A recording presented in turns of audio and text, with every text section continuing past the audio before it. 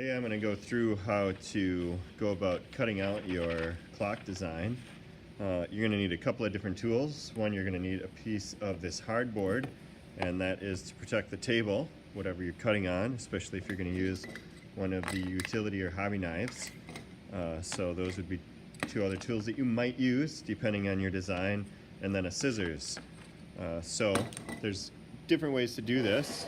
Depending on your design, everyone's is different. So you'll have to decide what it is on your design that you want to cut out and what it is that you want to keep.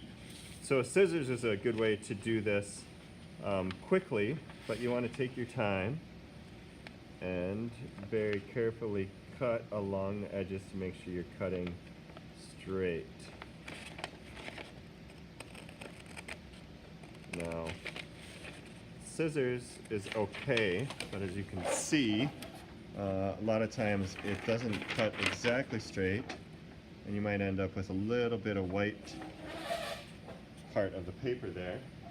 Whereas a hobby knife, be very careful with this, don't lose my cap, or a utility knife can cut a lot more accurately depending on what your design is. So if you have some curves on your design, you probably want to use one of these. Or if you have some inside shapes, like something that you want cut out, that would be another possibility. But you can also use it to cut straight if you have a ruler.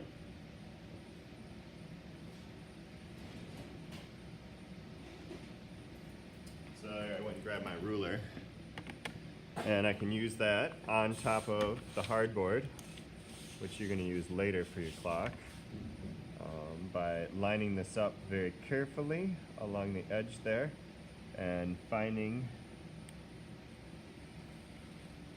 and holding it down.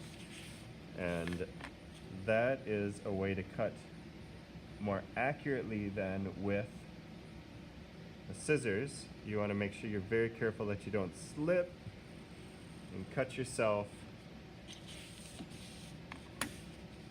You want to hold the straight edge down tight. Make sure it doesn't slip. I'm not in a hurry.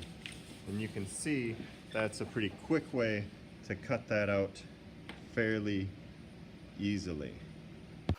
Alright, here I sped it up a little bit, but you can see I'm using the scissors to go around and just trim it a little closer, but staying away from the actual design. And then I'm going through and very carefully holding the ruler down pretty tight so it doesn't move, and making those cuts very carefully. Although it's sped up, I'm actually going pretty slow, and then I'm just touching it up. Alright, now that that's done, what you're going to do is carefully hold it down and use a pencil to trace around it. So this is going to let you know where to cut the hardboard when you get to the saw. So you want to make sure you take your time with this, that the lines are straight, that you're holding it down enough. If you want to, you can tape the corners down to keep it in the right place. You want to be careful not to tape it too much, because then when you take the tape off, the paper might rip. So if you take your time, you can do this very accurately and carefully, and it only takes a few minutes to do. Just make sure you do a good job. Yep, I'm just going to take that off and double check, make sure that I'm still on the same pattern there. I'll turn it a little.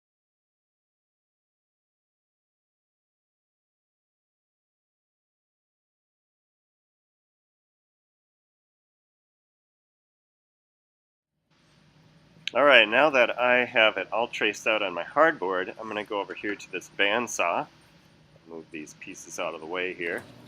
Alright, now notice that my hands are on top and my fingers are far away from the blade. So I keep my hands far away from the blade, but the board's big enough to give me enough control here. And what I'm trying to do is very carefully cut right on the line. You could cut inside the line, since you want your paper to be a little bit bigger when you end up gluing that on later on. But I'm just going to go slowly and carefully to make sure that I don't cut too far in or too far off, because if I cut too much off, I can't put that back. So if I cut on the outside a little bit too much, I could go back in, but the best is to go slow and careful and make sure that you're cutting right on the line. Now, notice that my design has some sharp points here, so as I get right to the end here, what I'm going to do is slowly back out. This saw right here isn't as good for doing curves, but it does straight lines really well.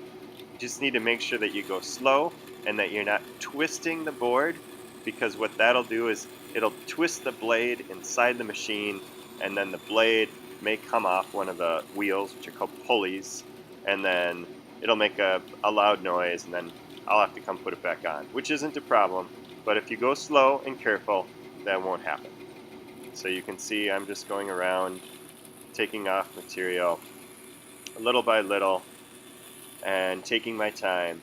Be careful, back out slowly, keeping my fingers away from the blade, and then I'll just continue this until I'm finished. Here I am on the scroll saw. This saw does the same thing, but instead of a band saw blade that spins around, this one goes back and forth. The blade is thinner, so this saw is better for cutting curves. So if your design has curves in it, you probably want to use this saw. The idea is the same. You keep your fingers away from the blade. You try to cut straight. Try not to twist the blade. You cut on or on the inside of the line. This saw doesn't cut as fast, but you can, like I said, cut a little bit more accurately and make curves a little bit better than you could on a bandsaw.